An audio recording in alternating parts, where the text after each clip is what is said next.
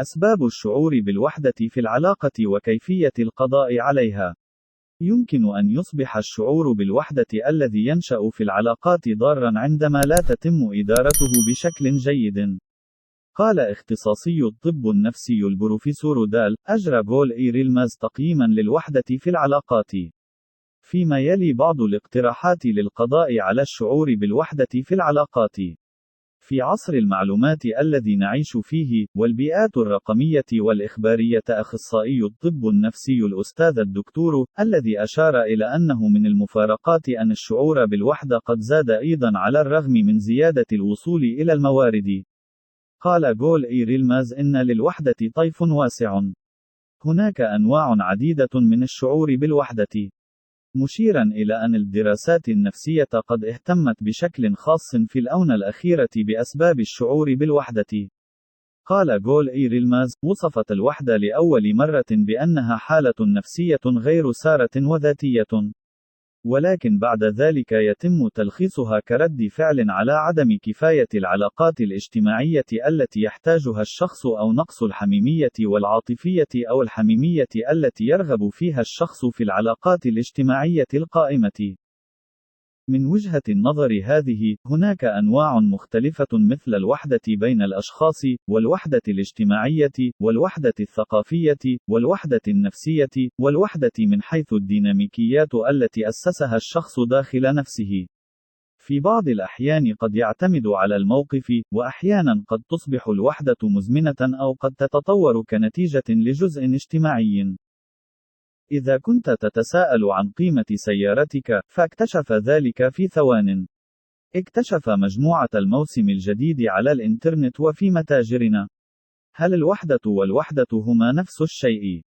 مشيرًا إلى أن معنى الوحدة يمكن أن يتغير وفقًا للحالة. أستاذ دكتور قال جول إيريلماز: أن تكون وحيدًا وسط حشد ضخم شيء، أن تمنحك شعورًا مزعجًا وغير مرغوب فيه ومؤلم وغير سار في الحشد شيء آخر.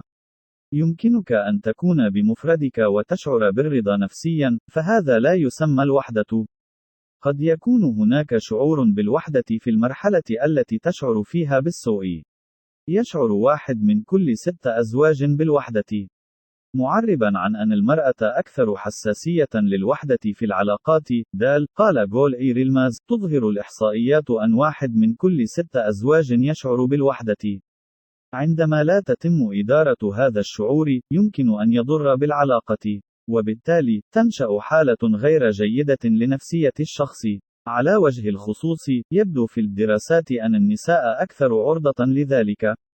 بعبارة أخرى، النساء أكثر حساسية من الرجال للوحدة. نحن بحاجة إلى التعلق، بيولوجيًا ونفسيًا. تقييم سبب شعور الأفراد بالوحدة أثناء وجود علاقة. الأستاذ الدكتور دال قال جول إيريلماز: هذا يعود لأسباب فردية، وأسباب بيئية، وعلاقات. نحن بحاجة إلى التعلق، وليس الشعور بالوحدة، من أجل هيكليتنا البيولوجية والنفسية. إنه يشمل الرحمة، أن يرى، أن يتم الاعتناء به. كل هذا يحدث منذ الطفولة. إذا كان هناك ارتباط صحي في الطفولة، فإننا نرى هذا الارتباط في مرحلة البلوغ ولا نشعر بالوحدة. أسباب الشعور بالوحدة في العلاقة وكيفية القضاء عليها. الوحدة هي عاطفة معدية.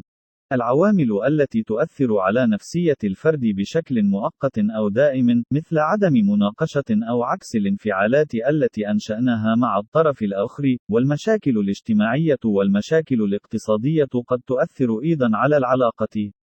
يمكن القول أيضًا أن الوحدة معدية. يمكن أيضًا أن ينتقل الشعور بالوحدة إليك من الشخص الذي تربطك به علاقة وثيقة جدًا. عامل آخر هو آلية حل مشاكل الأفراد.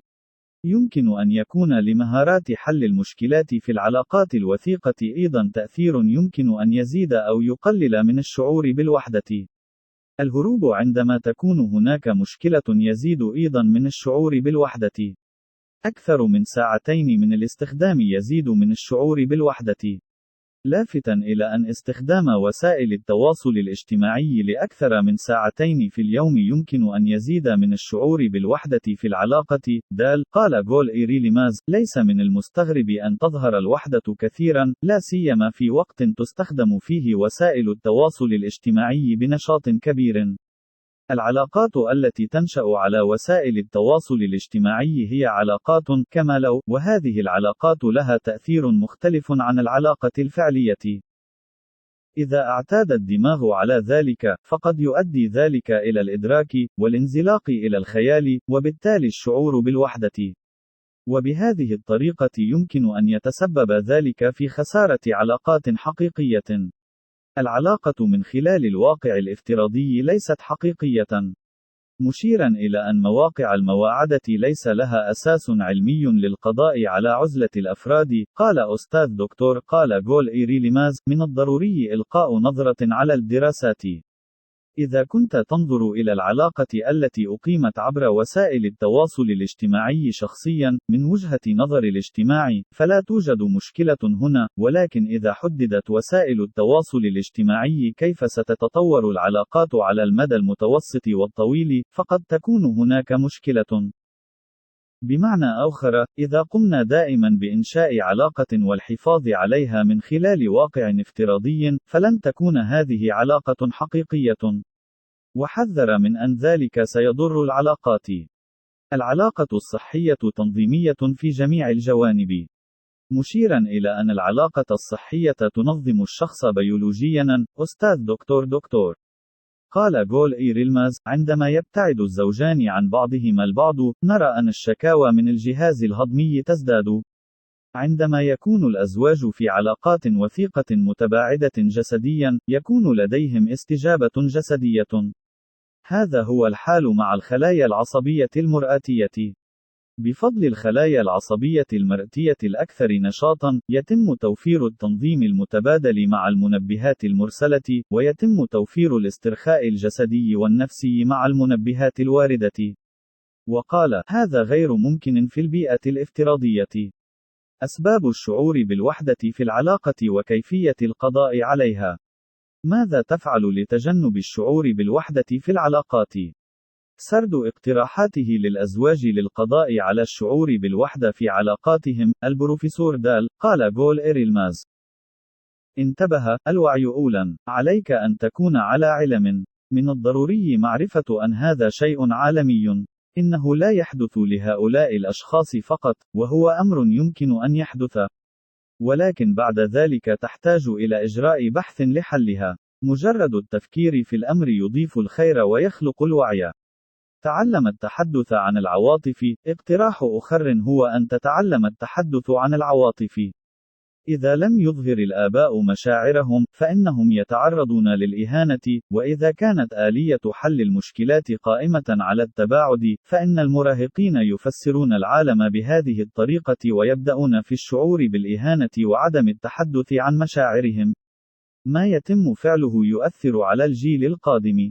هناك انتقال متعلق بتعلم كل من علم الوراثة والسلوك. الأمر متروك لك لتغيير ذلك. الحديث عن المشاعر صعب، لكنه تعلم. إذا كنت لا تستطيع أن تفعل ذلك بمفردك، يمكنك أيضا الحصول على الدعم. الانتقال إلى البيئات الجماعية. يتم إجراء تجربة حيوانية مهمة في عام 2014. يتركون الفأر وحده لبعض الوقت. بعد فترة، لاحظوا تغيرا في خلايا دماغهم مجهريا. ثم يرسلون الماوس مرة أخرى إلى بيئته الاجتماعية. بعد فترة، نظروا إلى الخلايا العصبية مرة أخرى ورأوا أن هذا التغيير قد اختفى في النتائج الإشعاعية. بعبارة أخرى، حتى الخلية العصبية يمكن أن تتغير، مما يعطي استجابة بيولوجية للوحدة. إذا ظل هذا الفأر في عزلة وتكاثر هناك، لكان قد انتقل إلى الجيل التالي. يمكن للدماغ أن يغير نفسه. من الضروري الانتقال من بيئة معزولة إلى بيئة جماعية بها شبكات. إذا أعجبك الفيديو لا تنسى الاشتراك ومشاركته مع أصدقائك وتعليق تشجيعا لنا لكي نستمر بنشر المزيد.